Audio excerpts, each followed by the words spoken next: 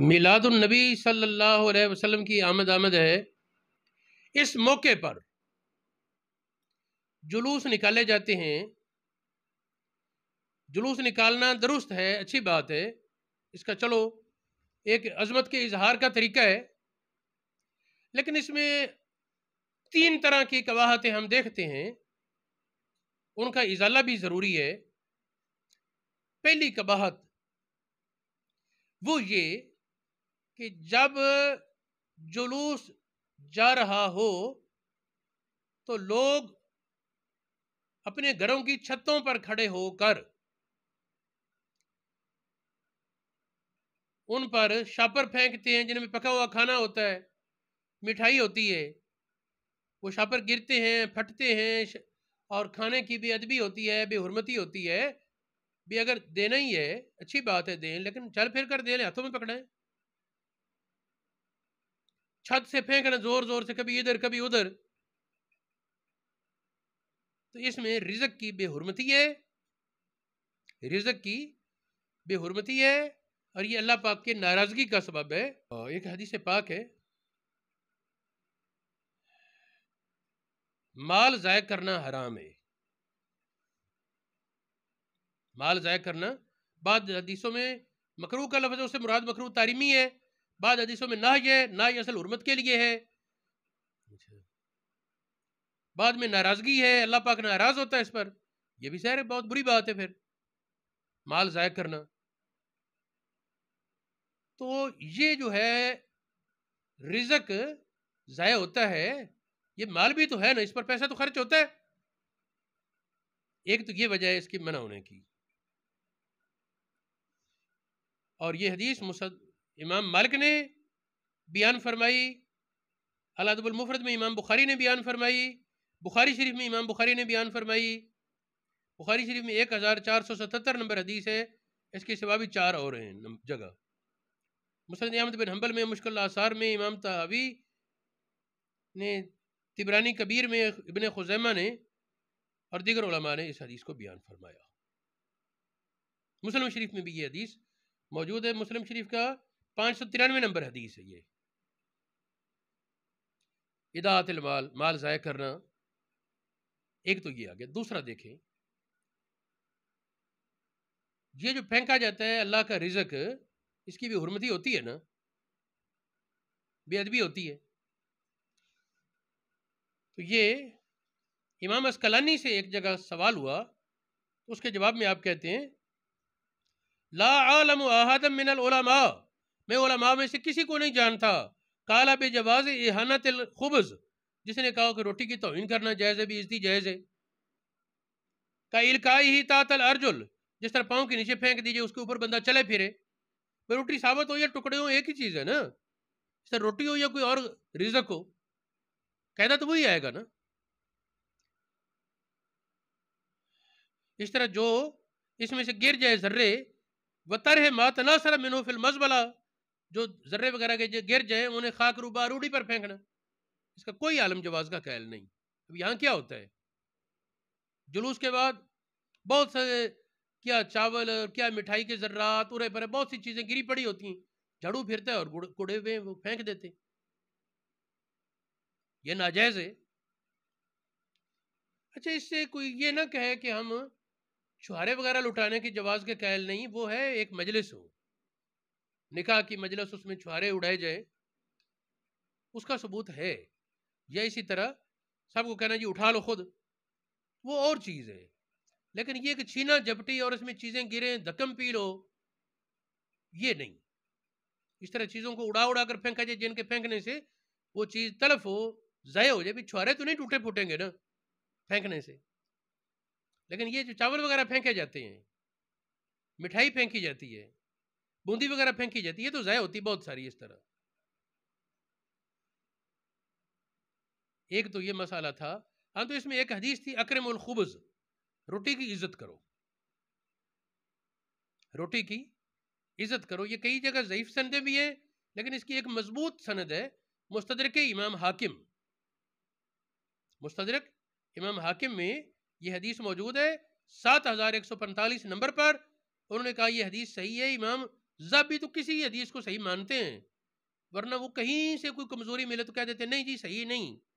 زابی نے حاشیہ لکھا نا مستدرک کا، ایک ایک حدیث کو پرکھا، تو اس حدیث کو زابی نے بھی صحیح کہا ہے، صحیح صحیح ہے.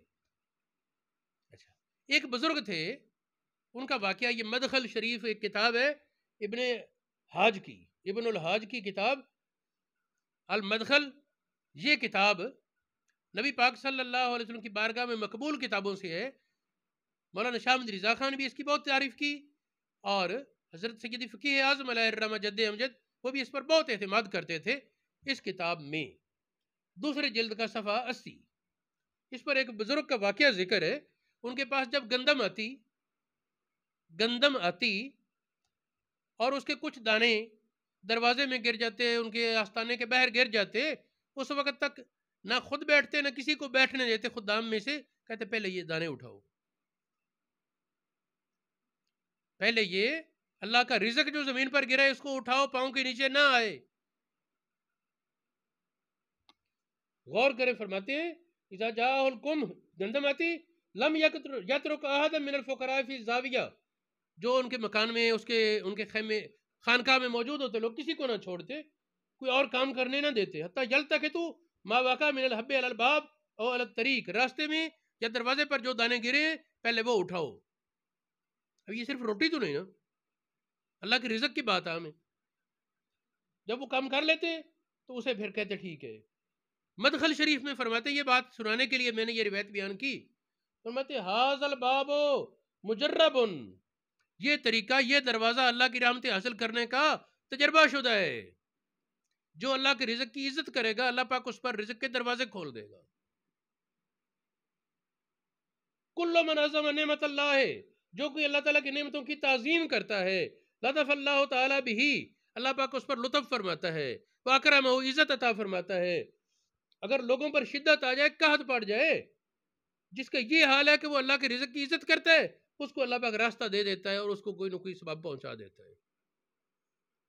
جعل اللہ لمن هذه صفته خرج مخرجا علی منوالہم فانسج ان کنت ذا حزم، اگر تجھ میں عقل دانش ہے تو ان کے طریقے پر چل، جب اللہ کی رحمت کے بغیر گزارا نہیں تو اس کے رزق کی بھی ادبی سے بچ. دوسرا معاملہ یاد رہے کہ یہ ہمارے معاشرے میں ایک بہت بڑی جلوسوں میں قباحت ہوتی ہے نظر بازی کی. عورتیں جو چھتوں پر کھڑی ہوتی ہیں، میک اپ کر کے، بناؤ سنگار کر کے، وہ مردوں کو دیکھ رہی ہوتی ہیں اپنے اپنے ٹارگٹ بنا کر، بعض اوقات آنکھوں کے اشارے بھی ہوتے ہیں. اس طرح جو مرد جا رہے ہوتے ہیں ان میں سے کچھ گھٹیا ذہنیت کے لوگ، انہیں دیکھا گیا ہے کہ وہ چھتوں پر کھڑی عورتوں کو اشارے کرتے ہیں، دیکھتے ہیں. اب اس نظر بازی کے مسئلے میں قرآن پاک کی آیت کافی ہے، سورۃ النور کی آیت نمبر 30 اور 31، ان میں اللہ پاک نے فرمایا ایماندار مردوں کو کہہ دو اپنی آنکھوں کو روکیں، اجنبی عورتوں کی طرف نہ دیکھیں، بے حیائی کے مناظر کو نہ دیکھیں. آگے فرمایا 31 نمبر آیت میں عورتوں کو کہہ دو اپنی آنکھوں کو روکیں. وہ آنکھ جو رسول اللہ کی نافرمانی میں کھلے وہ آنکھ پھوڑ دینے کے لائق ہے، وہ آنکھ جو رسول اللہ کی نافرمانی میں دیکھے وہ آنکھ پھوڑ دینے کے لائق ہے. رسول اللہ کی فرمان برداری میں آنکھ، رسول اللہ کی فرمان برداری میں کان، رسول اللہ کی فرمان برداری میں زبان چلے تو یہ جنت کے راستے ہیں، اور نافرمانی میں چلے تو وہ جہنم کا راستہ ہے.